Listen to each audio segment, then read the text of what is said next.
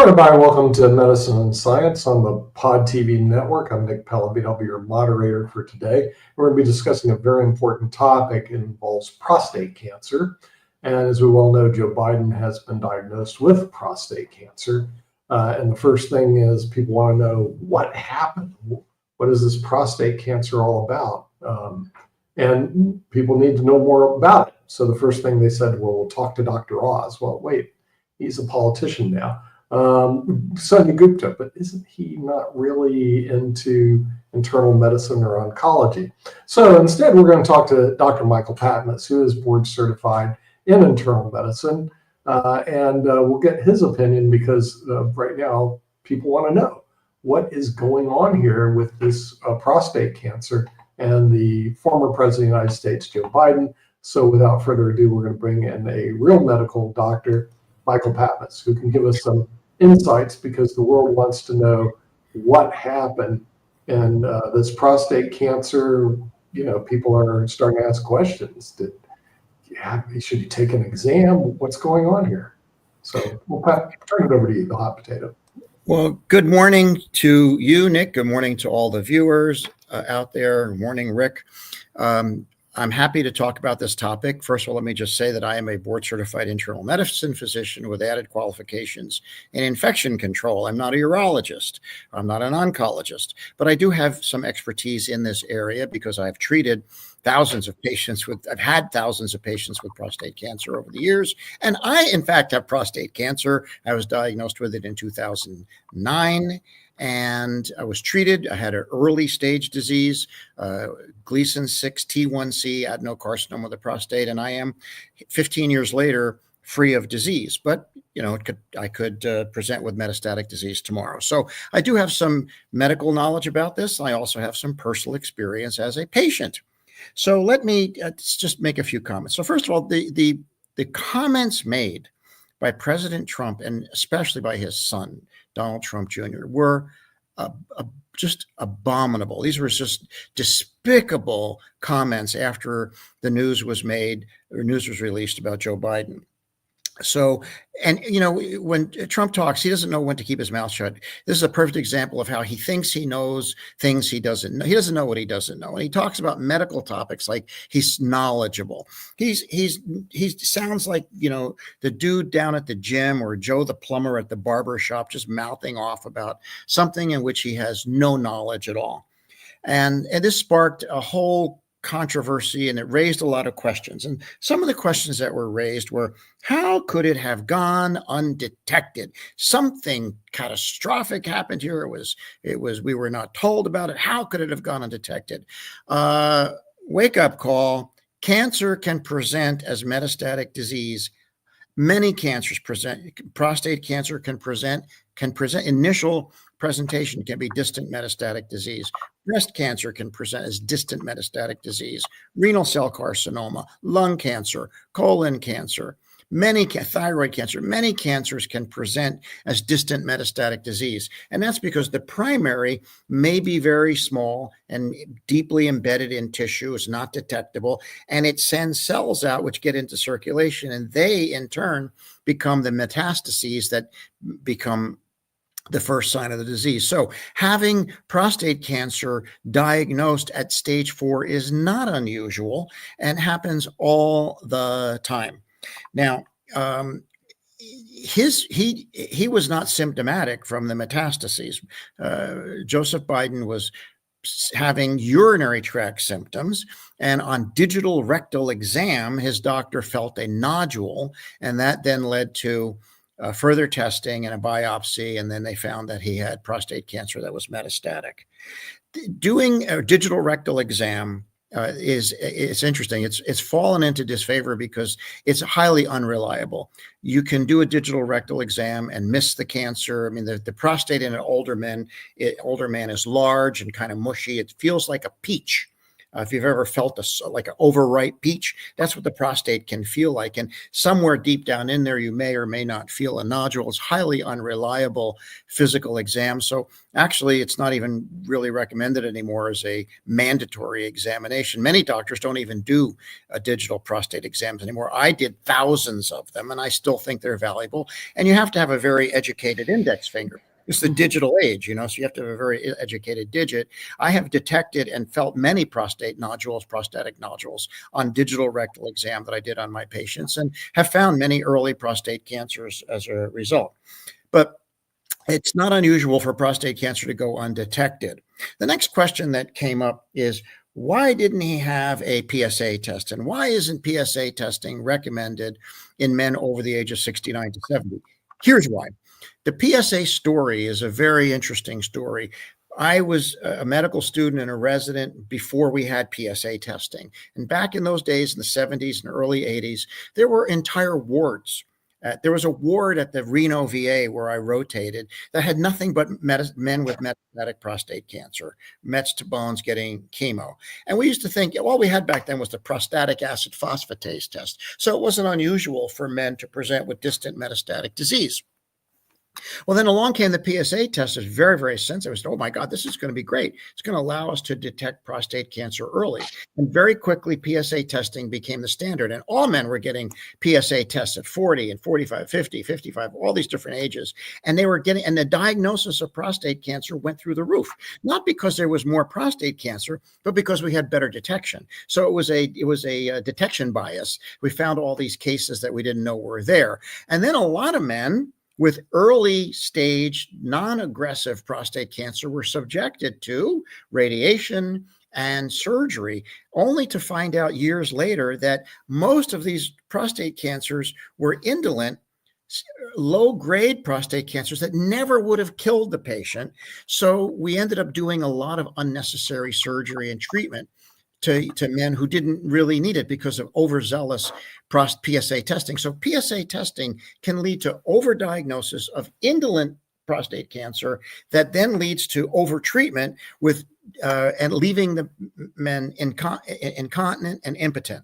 So that's why PSA testing isn't always so great. And over the age of 70, the likelihood of finding prostate cancer that will materially affect the patient's longevity is pretty low. So it's not recommended. You're more likely to do more harm with PSA testing by overdiagnosis and overtreatment.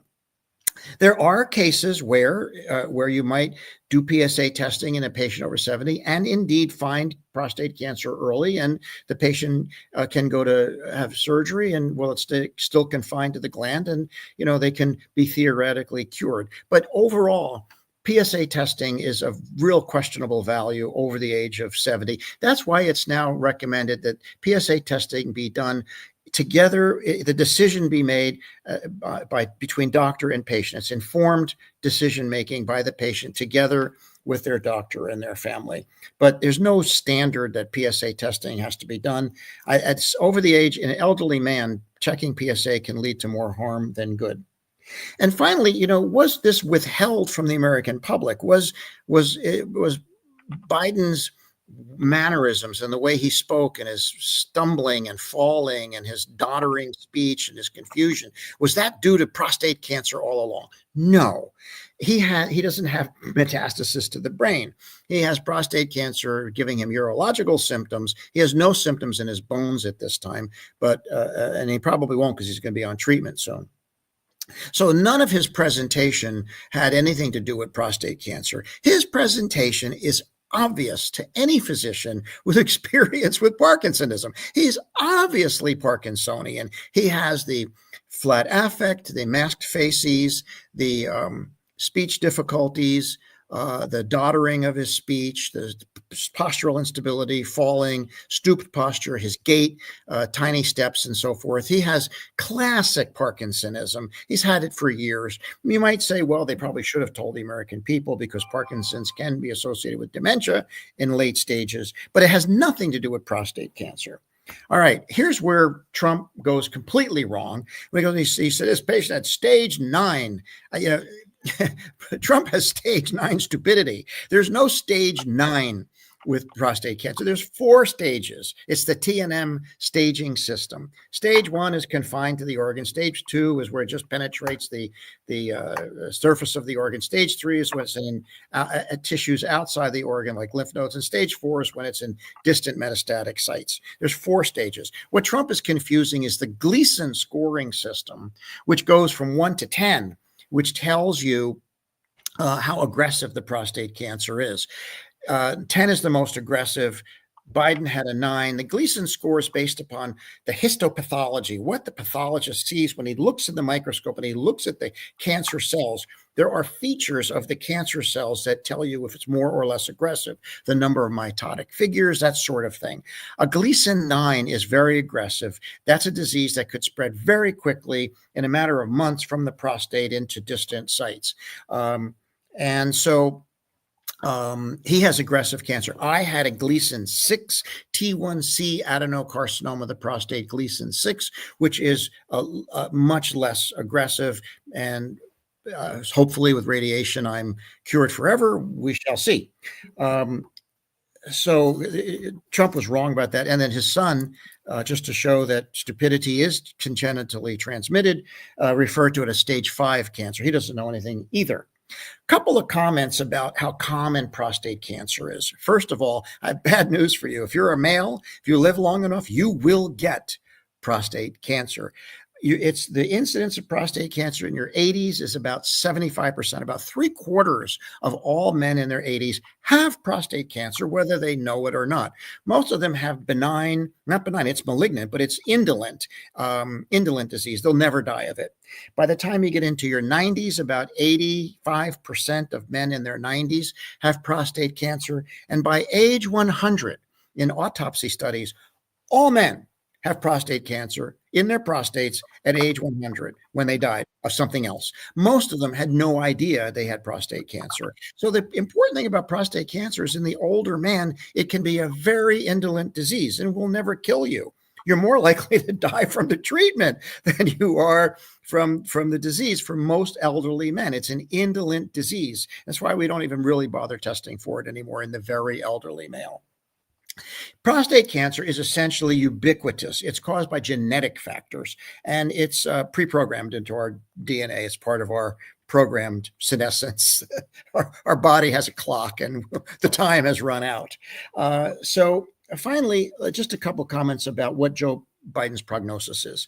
So his prognosis with stage 4 Gleason 9 metastatic prostate cancer is about 5 to 10 years with treatment. The treatment is hormonal deprivation. These tumors are dependent on testosterone. You'd remove all testosterone from the patient and the tumor will slow down and shrink, and some of it will die. But it won't all die. This is an incurable thing. And there's also other treatments they can now give. There's chemotherapy, and then there's some other treatments. So his prognosis from the prostate cancer is 5 to 10 years. The man is 82. He was born in 1942. His predicted life expectancy when he was born in 1942 is 65.9 years. He has already lived far beyond his predicted life expectancy. So if he succumbs in the next 5 to 10 years, he will have lived a very long life, far longer than predicted when he was born in 1942. His prognosis from Parkinson's is 4 to 6 years. So it's actually a little bit less. So the likelihood is that Joe Biden will probably die of something else before his prostate cancer gets him. It will eventually, if he lives long enough, he will eventually succumb to metastatic prostate cancer. By the way, a lot of famous people have had prostate cancer. You may remember the singer Dan Fogelberg. He died in his 50s of very early prostate cancer, unfortunately. In younger men, early prostate cancer is a problem. And that's the people we need to screen with PSAs and look for, see if we can cure them early, because unfortunately, men in their 50s and 60s do die of prostate cancer. Dan Fogelberg did, and you may remember Frank Zappa. He had metastatic prostate cancer as well. But Joe Biden Leave the man alone. He's 82 years old. He has a metastatic prostate cancer. He did not run for president last time around. He wasn't. Trump is still bashing on him. He wasn't his opponent. Leave the man alone. Let him deal with his illness. He's a human being after all. And when you don't know what you're talking about, shut up. All right, so I have questions. But first, if they are covering up Parkinson's, they did this on the West Wing when the president had MS, and he was a beloved TV president. All right, question one. I've heard that having regular orgasms are good for your prostate. Thing two is, so Biden had good days and bad days. There's a new book out by Jake Tapper about Biden's decline. The explanation of good days and bad days, I read on Twitter from a doctor, he suggests it's delirium. That when a guy in his 80s gets what would be a mild infection, a cold or a UTI, that can make you loopy if you're old. Do you concur with that? That is true. In an elderly person, a sepsis or an infection, whether it's pneumonia, urinary tract infection, other infection, can cause you to become confused and delirious. That's not an uncommon presentation at all. My mom just passed away in March. She was 92. She had dementia and other problems. She got a urinary tract infection, and that caused her to become delirious, confused. She fell down and hit her head. Yes, that does happen. Infection can make anybody loopy. And if you're elderly and you have underlying neurological stuff, it makes you even more loopy. Dr. Patmos, I had a quick question as well and everything, because one of the things that was the accusation from those fine folks, the Trumps and some of the other administration, was this notion that Dr. Jill Biden should have given a warning. Last time I checked, and you can correct me if I'm wrong, there are various kinds of doctors. And I think that Dr. Jill Biden actually has her doctorate in education, not Correct. in medicine. And she doesn't claim to be a medical doctor. But that's one of the things that you saw on social media was people were saying, but she's a doctor. She should know. But I know, because I've got people that have doctorates in my family, that there are various kinds of doctorates and everything that. My neighbor says he's a doctor. He's a tree surgeon. So yeah, there's all kinds of doctors. A PhD makes you a doctor. And there's all kinds of we now have naturopathic doctors and homeopathic doctors and chiropractic doctors. And then we have real doctors, we have medical doctors. Anyhow, yes, everybody's an expert nowadays. And the interesting thing is how, from a doctor's point of view, when I watch TV and I watch the news, I have to just shake my head, because rarely is anything on the media actually correct. Most of the stuff that you see in the news media, even legitimate news media, they get it wrong. These are journalists. Some of them maybe have a bachelor's degree in biology. They don't have the background. And so the reality to a doctor, we just have to laugh. It's actually entertaining to watch the news, because how wrong can they get it? Well, this is a perfect example of where they're all getting it wrong.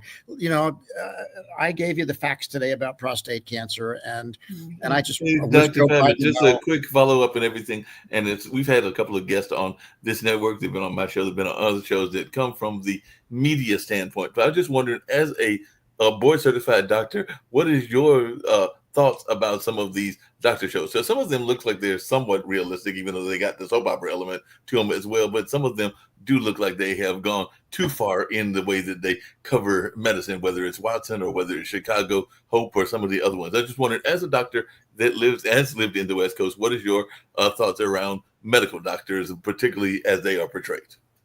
Rick, you had your hand up. Did you want to take us?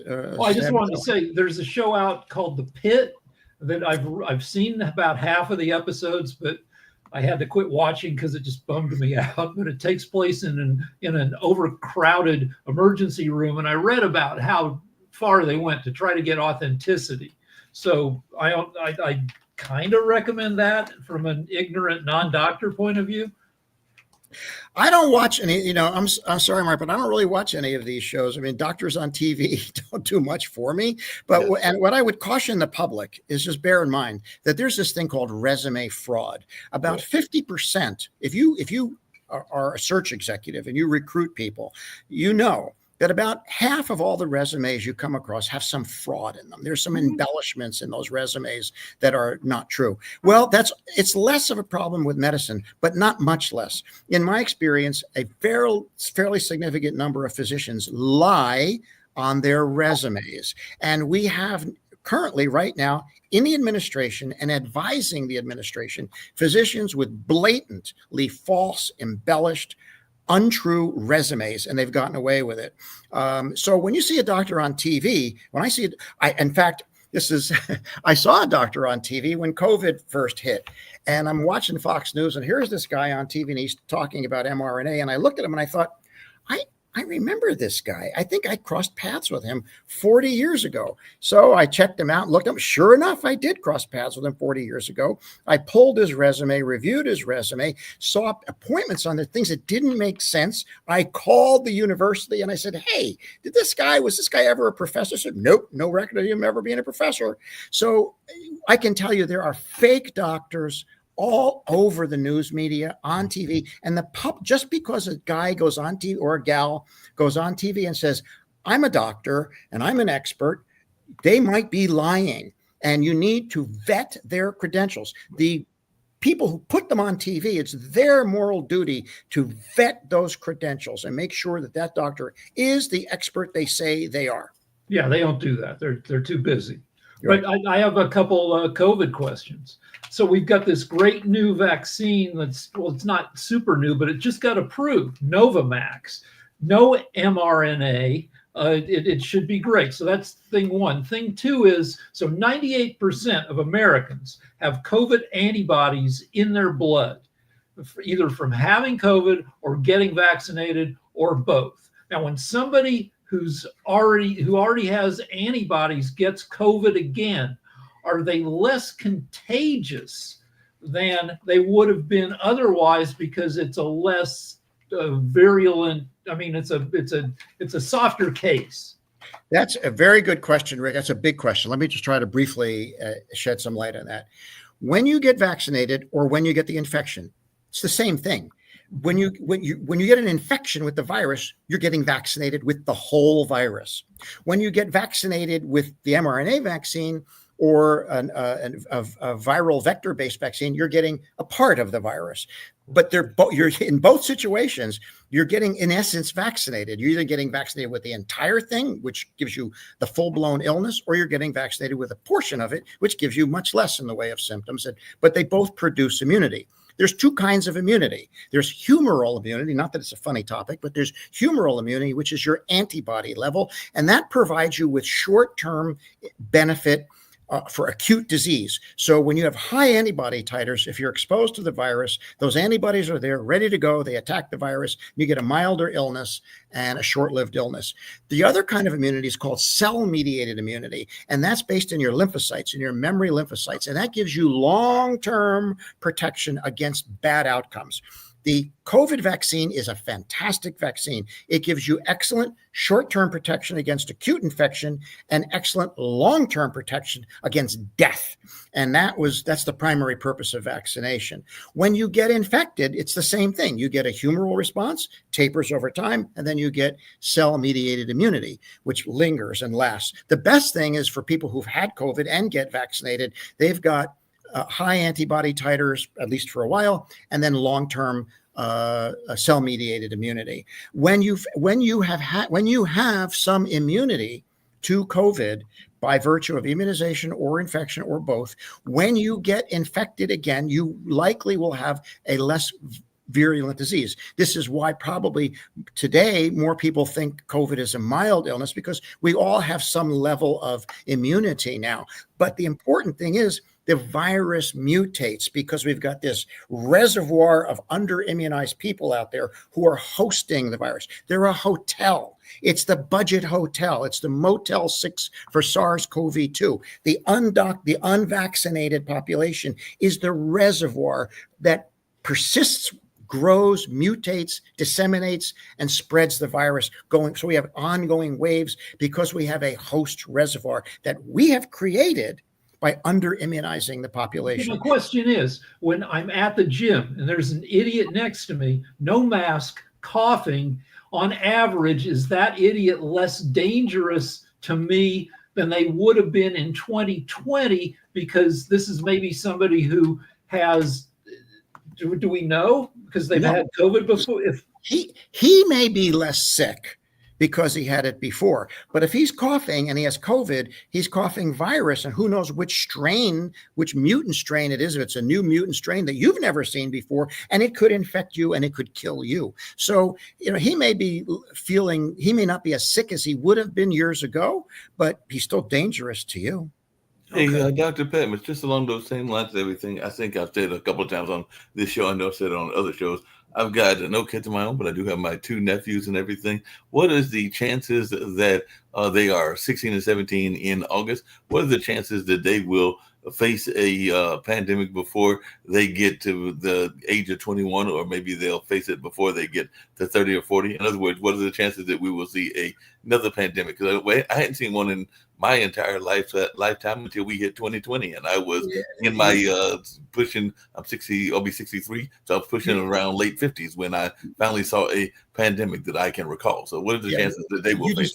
They were out there. You just didn't know about it. So, this is why infectious disease is next to economics, which is the dismal science. Infectious disease is even a more dismal science. When you go to infectious disease conferences, that's all that there's always a talk about the history of pandemics and when is the next one. Pandemics occur regularly, every 100 years on average, and then there's like mini pandemics in between. There's always going to be. Infectious diseases are constantly evolving.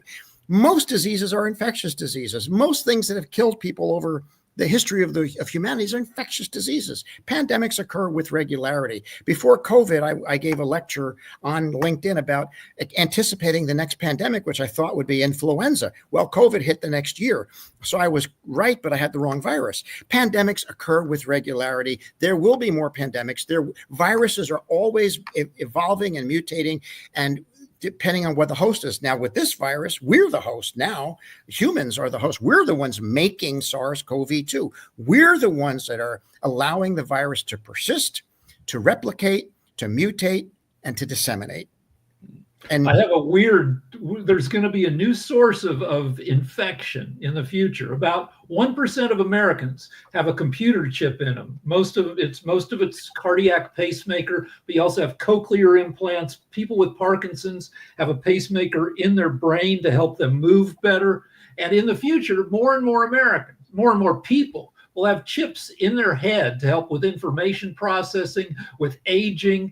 And boy, when we start getting computer viruses in our brain chips, that's going to be a whole fun thing. Rick, you are definitely a genius because you think of things that no one else would think of. I think when you talk about chips, it's a good thing you don't have one on your shoulder like Trump does. He has a chip on his shoulder and he can't let it go. And he's acting like a fool when he attacks Joe Biden anymore. Leave Joe alone. Yeah, that I would agree with. And we're also out of time. So we do want to thank Dr. Patmos, who is board certified in internal medicine and an expert in infectious diseases, to give us an insight. I've learned a lot on this program relating to prostate cancer. Some of the stuff I didn't want to learn about 100% chance at age 100, you will get prostate cancer, but look, that's kind of the realities of life when you're living your fourth quarter. But we do want to thank Dr. Patmos for enlightening us on Joe Biden and prostate cancer, because Nick, don't worry, but most of us will die of something else before the prostate cancer. Yeah, exactly. But the thing is, people do want to know because they are very concerned. We'll see you next time on Medicine and Science Pod TV Network, not just in the United States, but around the world. And we'll be talking to you very shortly. Bye-bye.